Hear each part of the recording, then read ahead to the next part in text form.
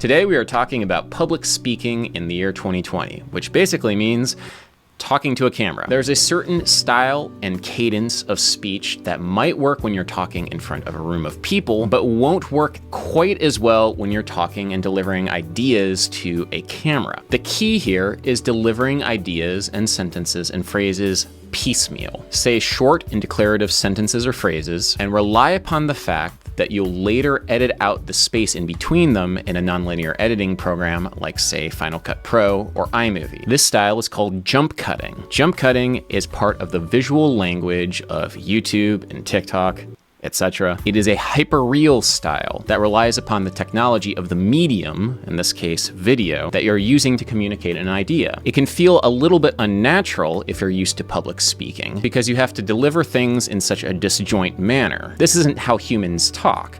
The way that I think about it is like how musicians record music in studios. Generally speaking, not all of the musicians play at the same time. Instead, the drummer records, and then the bass player, and then the guitarist, and then the keyboard player, and then maybe the singer. If a musician goes into the recording studio not expecting to play along with their fellow musicians, that can be a very strange and jarring experience. The same thing when you're used to talking to a group of people live in the real world, in vivo. When you talk to a camera, you have to adopt a different approach. This approach involves occasionally and unnaturally doing retakes of the same line that you just said, and honestly feels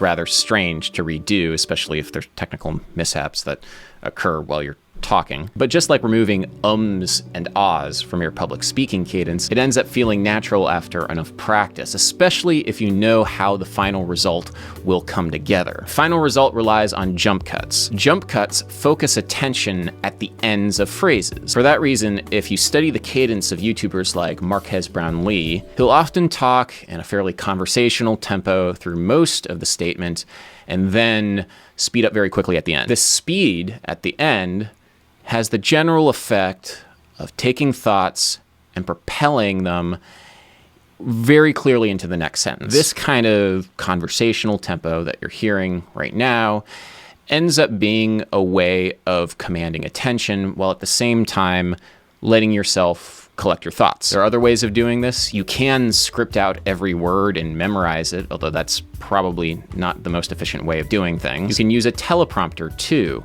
Glide Gear is very popular for this, and also Parrot Cam. Setting up an iPad also off to the side with a teleprompter app is a great way of occasionally looking down at your notes and then delivering the lines. But ultimately, this means you need a nonlinear editing program like Final Cut Pro. When you're editing, if you're delivering lines piecemeal, like I am right now, you'll be able to see long periods of silence in the audio. While you're editing, you don't even need to review every line. All you need to do is delete those silences. With enough practice, you can actually edit your video in the same amount of time that it took to record the video, because you don't actually need to review every line that you say. Final Cut Pro is fantastic for this because it has a magnetic timeline, and instantly all of the clips align together in a way that is very nice for jump cuts. All you need to do is drag in the file that you record when you're talking to the camera, use the B or blade tool to make the cuts and the silences between your declarative sentences, and then delete that silence. The end result of this workflow, with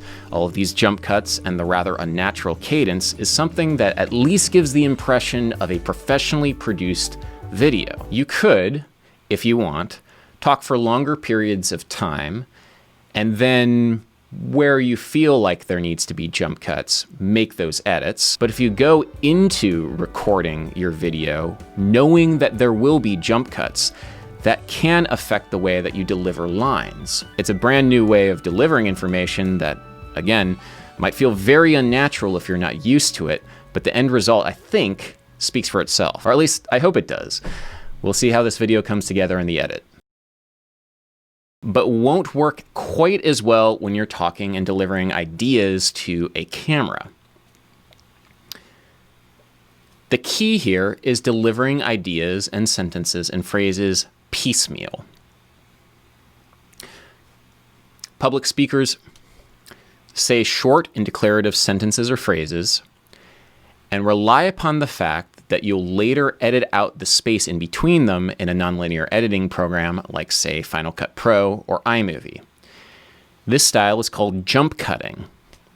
Jump cutting is part of the visual language of YouTube and TikTok, etc.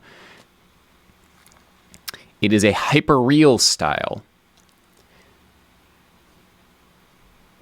that relies on the specific medium, that relies upon the visual, that relies upon the rhythm, that relies upon the that relies upon the technology of the medium, in this case video, that you're using to communicate an idea.